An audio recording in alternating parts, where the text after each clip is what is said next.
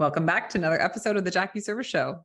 Shaun Clark, I'm excited about this one because we're going to get to know each other on the show. And I had a chance to take a look at your background and invite you into the show, and you so graciously accepted. So I appreciate you being here and getting situated back to the Western Coast time zone after a trip overseas. Yeah, well, thank you for having me. It's good to be here. Well, I love it. We're going to dive into a lot of questions just around what it's like to be a founder of multiple companies and a co-founder at that, and some of the different experiences that you've had. But before we dive into that, I always like to keep it light up front and do a couple rapid fire questions so people can get to know you better. Sounds good. Love it. Okay, so where did you grow up? In and around Portland, Oregon. Okay, and where's home now? Eugene, Oregon. Okay, so we haven't left. We haven't gone very far. Well, I was technically born in California, then I lived a year in Tennessee, then I lived 5 years in Colorado, and then I moved to Oregon, but that was all before 7th grade. So I figure post 7th grade is mostly grown up. So I have lived in a couple of places, but most of it's in Oregon, yeah. Okay, you have your roots planted there and Exactly. keep coming back. I love that. A book that you recommend to everyone, something that you love to get in the hands of other people. Ooh, that's a good one. The Psychology of Money. What is it about that one that catches your attention? It does a really good job of, I'm a huge Warren Buffett fan. It does a really good job of talking about how to sort of over time make money by doing boring things that are not radical or exciting and won't, don't play well at cocktail parties, but just sort of functionally work over a 30-year period. And if most people just did them, they would be radically better off for having done so. Love this. Okay. That's one I have not read. So I'm going to put it in the Amazon. I got it as a gift, and I didn't have high expectations, but no, it was incredibly well done, just mostly because it had a lot of good advice that I felt like I was already aware of, but only because I was a crazy follower of Warren Buffett. And so I thought it was great to see it put out in the public that way. Love that. Love that. A mentor who you can go back to and remember kind of moments in time that, whether it was advice or just frankly being there, that were kind of pivotal moments in your own philosophy in business or life. Well, I would say, I mean, never personally met him, but I've seen him many times. I'd say Warren Buffett is probably my best mentor. Just been to Omaha, Nebraska to see him 7 years in a row, maybe it's 8 now. And just having an opportunity to listen to him, ask him questions, read a lot about him. I just felt like he's a good hero and mentor from my perspective, mostly because he's old and he's been doing things for a long time. And I really appreciate things that have longevity and sustainability. That's why. Yeah. Consistency over time, right? It really, you see it so many times within business or on the online space, people kind of come off and on it so quickly, and it's just people doing the same thing repetitively, whether people are watching or not. That it's always impressive to me. I grew up an athlete, so the constant, working out in the dark or when people aren't watching is definitely a philosophy I've followed as well. So I love that. Thanks for sharing. Let's do this. I'd love to open the door to learn a little bit more about your story and understand how you got into entrepreneurship and frankly being a founder / co-founder so early in your career, and how that's kind of evolved over time for you. Sure. So I'm a super nerdy dude, software nerd, grew up single mom, only child, mechanical engineering mother, and sort of really early on had a passion for engineering because of that probably, but also noticed that my mom, no matter how hard she worked, could be laid off at will from employers. And I never really liked that idea. And so I think I tried to find something that combined my love of engineering with, this idea that, well, at least if I'm going to fail, I might as well kind of do that on my own and not be sort of held to the whims of other people. And so I think that sort of drove me towards entrepreneurship ultimately. And, I had no entrepreneurs in my family. I had no one I could ask or point to. So it was very much stumbling in the dark. But, I started early. I think I was making websites for people when I was 14 or something. So, I mean, it just a lot of time to fumble around and find my footing just kind of over the years. I love that.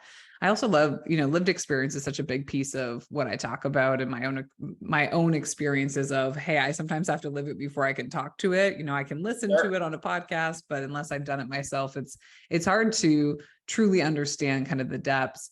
And so on this show, a lot of founders are listening in. And one of the things that we get feedback on a lot is, I love hearing about the trials, tribulations, successes that some of these founders have, because it allows me to hear firsthand some of the experiences that others have had around me as well.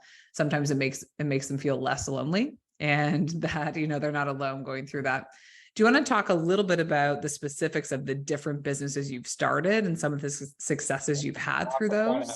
I'll have to try to remember them all. You can even just do the last multiple years. But most of them were just sort of, I would sort of think of it as a series of semi-successes.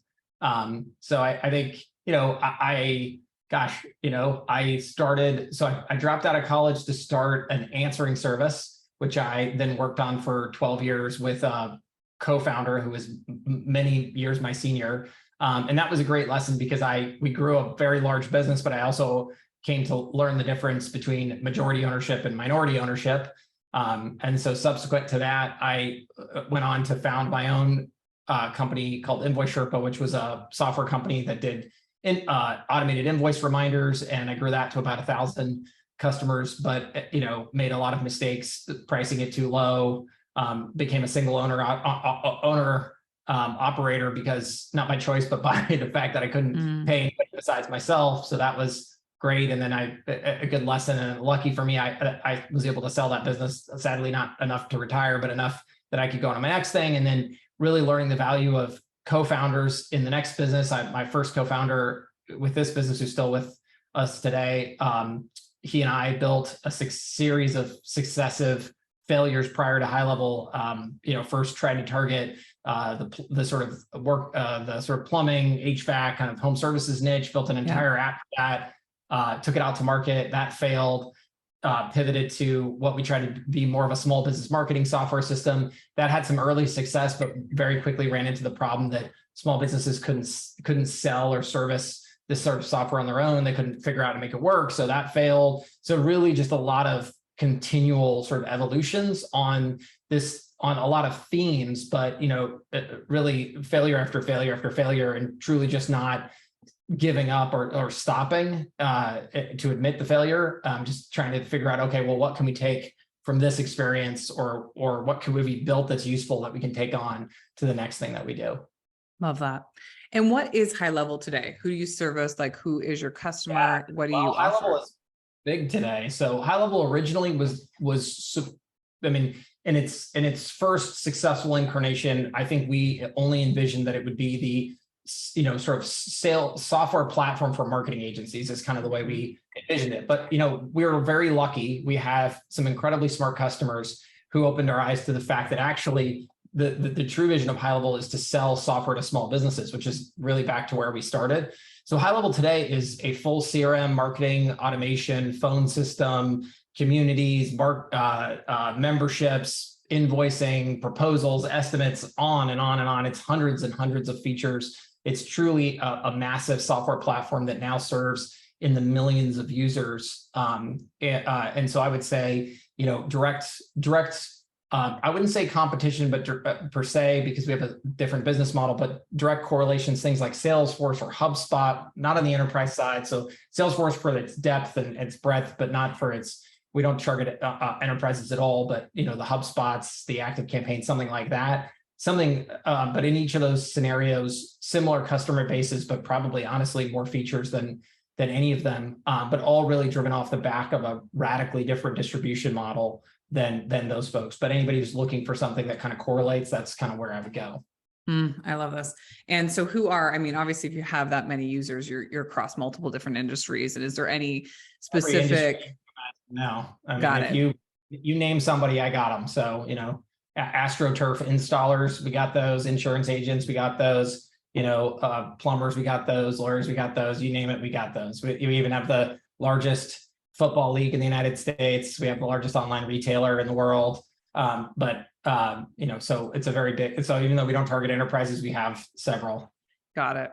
And what makes the distribution so different than some of the other ones? Like, what is it that's so compelling? We don't sell direct. So the big issue we ran into right out of the gate early on was small businesses would come to us and say, we love the software, it's amazing, but we need to cancel because we can't figure out how to use it. And I was like, yeah, but, and then of course I don't take these things very well.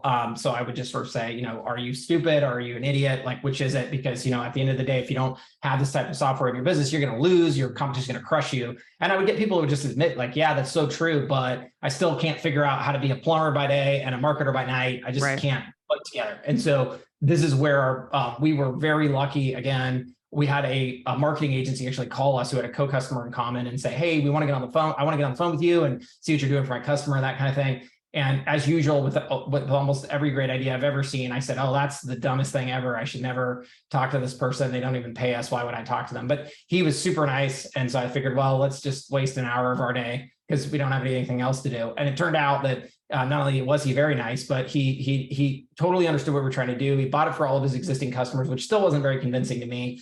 But he then opened my eyes to the fact that it's truly the marketing agency, or sort of think about it as a third-party consultant, whatever you want to think of, behind the scenes that truly makes most of this software actually functional for a small business.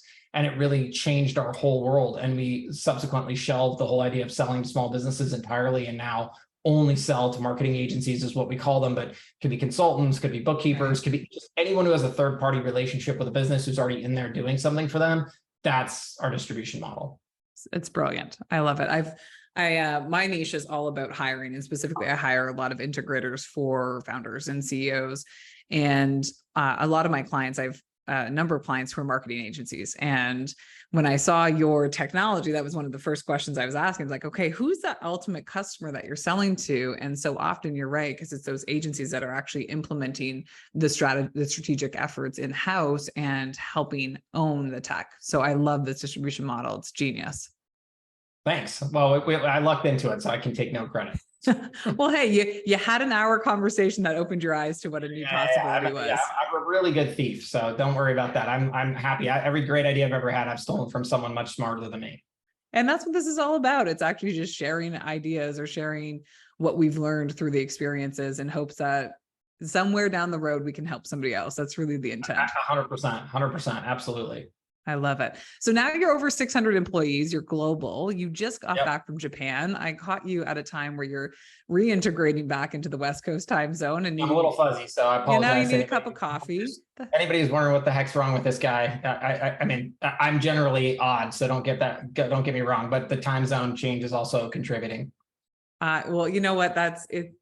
It's a lot to get your body back onto your West Coast time zone. That's right. So I'm curious for you, when you think about the successes that you've had at HighLevel, your 600 plus employees, what have some of the unlocks around people been for you? What has hiring the right people led for your business? Well, I think it's been instrumental. Looking back, things that I always tell people are like, there are many positions we have today that I wish we'd hired sooner. But I simply delayed because I either didn't believe it was necessary or because I was just scared about cash flow. We've been bootstrapped since the beginning. We did take a round a couple of years ago, but we didn't actually need the money. So, we did that for other reasons. And so when you're spending your own money to hire people, I think you get really cagey about it. And so not hiring soon enough, I think is really a big, important lesson. And then as we've grown to this size, one of the things I would say actually is ignoring common sense has been the best thing we could do. So, you get a lot of advice to hire like super experienced people and who've been around the block and done this and that. And I think there's some merit to that, but I also think the counterbalance that people don't often really realize is that those people bring their own baggage to the situation. And so I would say that has been a mixed bag. So, some of the people we've brought on have brought fantastic positives, but all of those people have also brought terrible negatives that we basically had to say to them very directly. Listen, that is baggage. You need to leave it at the door, and we're going to burn it out of you, or we're going to fire you. Like, you got two choices here. Because, and in reality, it reinforced this idea that you may have younger folks or less experienced folks who they may need to be leveled up in some way. where you need to get them some kind of like executive training and this and that, but it's almost better to go that route than, because it's sort of like, it seems obvious now, but it's sort of hard to describe. But like hiring for the smile, right, is the way I would always think about it. Because if you find, let's just say you need friendly people, like how do you train someone to be friendly? It's like, it's impossible, right? Yeah. But you could find a lot of friendly people who like aren't good with numbers, or, you know, there's some specific skill, or like they don't know HR policy, this and that. Like those are things that can be trained, but you just can't teach people to be nice, right? And I think in our business, we came here through a journey of very entrepreneurial people, and hiring, you know, like experienced corporate executives who just also happen to be entrepreneurial. Good luck with that. Like they're just like the exact antithesis of each other. So truly, that has been one of the big learnings I think of late for me is, you know, I'd rather level up existing people, or even just continue to hire the way we always did, and forget your stupid LinkedIn resume. I don't care if it's ugly. In fact, the uglier, the better,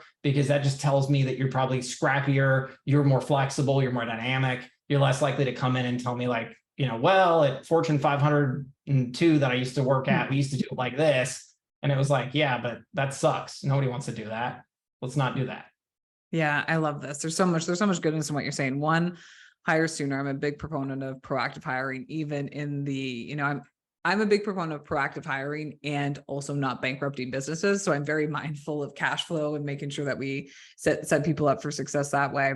But what you're saying is, and I work to explain this to many founders, is hire for things like willingness, hire for things like a kind smile, hire for things like the personality traits that you know are going to just enhance your culture, bring a better experience to your customer, and level up the training internally to actually support the development as well. So big proponent of what you're talking about. And curious then to kind of follow up that question, do you then typically hire more, let's call it like new grad level talent or more junior talent, and then build them within the business? No, we don't think it like that. I think the thing is, the more frames you put on stuff, like the harder you're going to make it on yourself. I think what we do is the only thing I look for is just like, we look for entrepreneurial people. Got it. Right.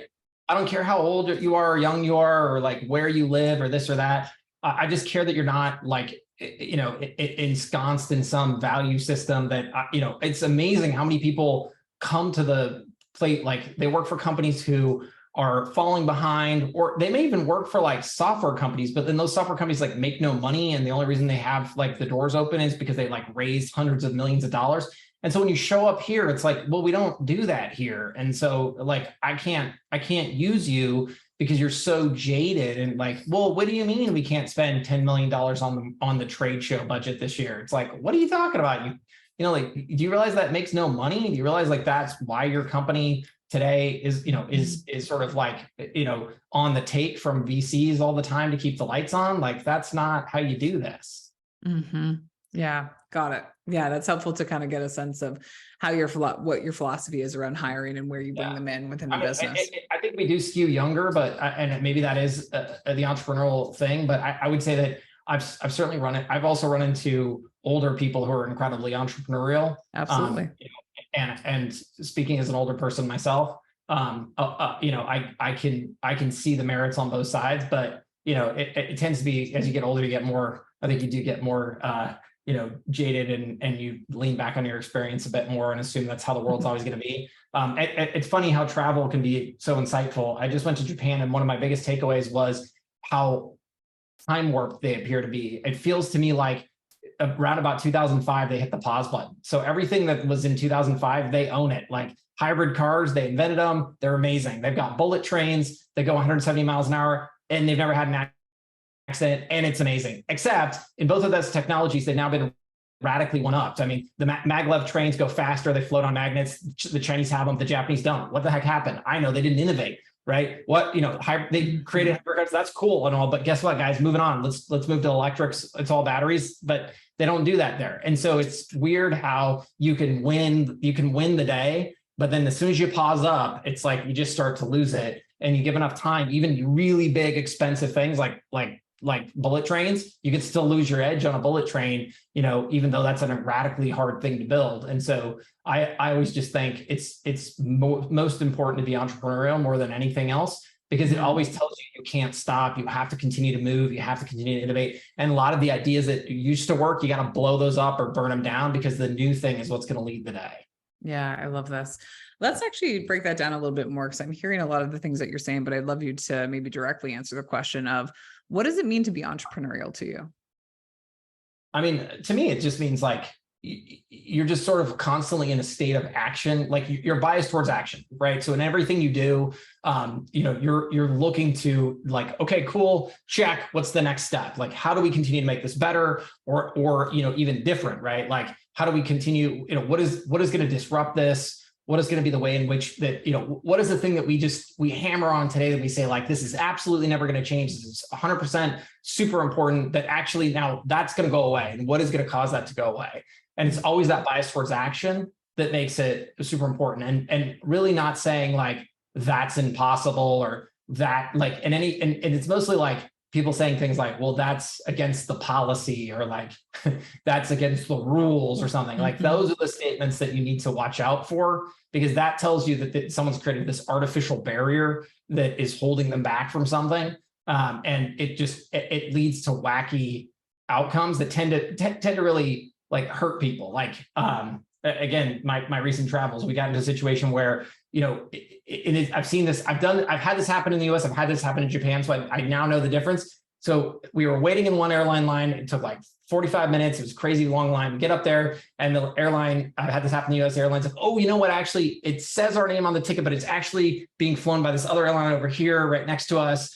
You actually have to get checked in with those folks. And I was like, okay, that's fine. But, we've waited for 45 freaking minutes. Like, can you move us to the front of the line? Because it's not like we did anything wrong. You told us to come here. It's got your name on the ticket, whatever. And in the US, they'll be like, yeah, that kind of makes sense most of the time. Let me see if I can get you blah, blah, blah, blah, blah, and they'll get you pushed up. But in Japan, it's like, nope, sorry, doesn't compute. Like, that's not what the SOP says. That's not what the rules say. That's not what the policy is. Like, it's just very clear that they can't deviate from the norm. And that right there is just an artificial barrier. And what happens in those scenarios is your customer is the person who ultimately gets hurt. Because the person in the company always feels good because they're like, well, I followed the policy. Yay, A+ for me. But it's like, no. But you just destroyed your customer experience. That sucks. You fail, right? Versus had you made an exception to the rule, right? Everyone would have been so much happier because it made sense in that moment, right? That's the bias to action. And to us, that's just brutally important. So I'm curious for you then, at HighLevel right now, what are you seeing in the industry or in the trends that are showing you, okay, we have to be innovative. We have to look at things differently because this is no longer going to work the same way. Well, look at AI, right? Like, isn't that the big thing right now? So like, we're trying to disrupt ourselves in every way possible. So on the internal side, we're saying, well, how can we get our programmers access to AI tools immediately so that AI can write as much of the code as possible, so we can write more code, right? We don't see it as a problem there. We see it as a huge innovation. Hey, we have one of our biggest departments is customer service, and we have some very simple questions that come in all the time on the front end. How can we replace all those people with AI so we can take those people and move them to a more important role in support where they're doing more sophisticated roles because AI can do that job, right? Hey, how can we get the AI tools out to our customers, which we have in chat, in content creation, in image creation, so that our customers can use it and weaponize it to create more content for their customers faster. So, that is really, to us, like the big thing. It's like, how can we use AI to disrupt ourselves internally, but also how can we provide these tools out to our customers, and how can we, and it's AI is like a big thing, right? And the problem is, like, we've all seen these cool examples we can point to, but I think that the real challenge is, how do you take the ideas and turn them into outcomes and compartmentalize them in ways that you can use to serve your customers? So for us right now, that's one of the big themes we're pushing through. Thank you for talking about how it can disrupt the internal and the external side of things. Oftentimes, one of the questions I've been asked many times on other people's podcasts lately is about AI and specifically jobs, and how that's going to interrupt kind of jobs, or what my perspective is. And I've always said something similar, which is, I actually think it enhances. It can enhance, it can make us faster, it can make us smarter. We can leverage the tools and either deploy people elsewhere if the jobs are no longer relevant because something like AI takes over majority of that job, and or put them in a more sophisticated area that they're going to add more value to your customer experience or to whoever the end user is of your product. So I appreciate you just sharing how you have used AI from an internal standpoint actually enhance the experience overall. Love that. Yeah. All right. Curious question for you as we get to wrap here. If you could go back and give yourself advice, let's go back 15 years ago. Sure. And there's some lesson that you've learned today that you wish 15 years ago you could go give yourself that advice. What would you say to yourself? Be less fearful, get started sooner. So I think for me, what held me back was my own fear of failure, and just sort of this idea I had in my mind of like what perfect would look like in terms of starting a business and scaling a company and this and that. And, I think that I sort of created like a prison where I couldn't move forward. And for me, it was the birth of my son that really fundamentally changed my life that way, because I realized in those moments that I could explain to myself every day why I wasn't taking action, but I couldn't actually explain to him why I wasn't taking action. And it just proved to me that I was lying to myself. And so I realized, screw this, I got to go. So really, at the end of the day, I would say, the sooner you get started, the better, because fundamentally, it's not going to turn out the way you think it's going to. You're going to have lots of failure along the way, and you're going to do things in ways that you told yourself you'd never do it, or you'll have experiences that are horrible. But fundamentally, it's about going through those experiences that creates the outcomes that you ultimately want to get to. And the sooner you get started, the better, because you're not going to be able to outthink all of the things that are going to happen, because there's just too much randomness, too much luck, bad luck and good luck involved in the process. So the sooner you get started, the better. So good. How old's your son now? 10.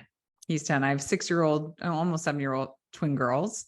And I would say the last 7 years of my life with the twins have a lot of what you were talking about, of like the BS we tell ourselves. It's so radically different when you are looking at these little faces who are just speaking truth at you. They're asking questions. There's no filter. They're speaking truth. And all of a sudden it makes you question life a little differently, doesn't it? Well, I mean, you're supposed to tell your kids, like, go for it. You can do anything you want to do. And it's like, well, wait a second. Am I following that advice? Because if not, I'm going to look like a hypocrite. And they're not idiots. They're going to figure that out. Right. So at some point they're going to be like, why should I do something that you're not willing to do? So I was like, all right, well, doing it. I love it. And would you say that has he been with you on trips? Has he seen you in the business environment? He goes everywhere. So he went to Japan with us. And that was a work trip. And, I take him, when he's not in school and all that, take him everywhere. And, and I bore him to death constantly about business. Because, honestly, whether he is an entrepreneur himself or not, that's on him. I think what I've learned is you can't make your kids be what you want them to be, but I sure as heck am going to give him the education around money and finance and economics that I never had, because I think it underlies everything. I don't care if you want to be a corporate employee for your entire life. That's fine. I mean, not my bag, but that's fine. That's what makes him happy. But at the end of the day, he still needs to know how much to save every month, and how to save it and how to invest it and all those things. And so those types of lessons, I think, are germane to everybody. And so I feel like he's going to get that from me no matter what. So it's just this is how it goes. Yeah, I absolutely love it. We have the same philosophy. I always say, how can I tell my girls to dream big if I'm not doing that as well? And you're right. This year was one of our first years where any business trip we went on in this winter, they came with us. And it was so fun to actually kind of create these different experiences around, yes, what is mom's job actually? Instead of just, they laugh, they say, Mom, you're always on the computer. I don't know exactly what you do. Yeah, this year what does that mean? They got to actually see it in action. And it was such a different conversation that we can have now. So I love that you do something similar. Thank you for sharing that. Yeah, absolutely. Beautiful. So let's talk about HighLevel. If somebody was trying to learn more about it, or they've listened to something today where they want to get more access to you, how can they get in contact with you? I mean, I would just go to our YouTube. I mean, you can always hit me up on Facebook Messenger and, go to the website and this and that. But at the end of the day, I mean, go to our YouTube channel. I mean, I think it's a fantastic way to experience the product, because we don't only just show off our product, but we're very community focused and driven. So we have a lot of people in the marketing field or in the software field who are actively, we're either talking about how they use HighLevel and or just what they do in the world. So it gives you a lot more context. Plus you can see a lot of the backend features and that kind of thing. Amazing. All right, YouTube. We'll link everything up in the show notes if you're listening and want to get access to Shaun and or any more information about HighLevel. We will get you all of those links. Shaun, I so appreciate your time and just your willingness to hop on a quick conversation and share your experience in hopes to support somebody else who's out there that's starting as a founder, thinking about being a co-founder, and or just getting off the ground. So appreciate you being here. Absolutely. Thanks for having me. Beautiful. All right, guys, we'll see you again on the Jackie Service Show.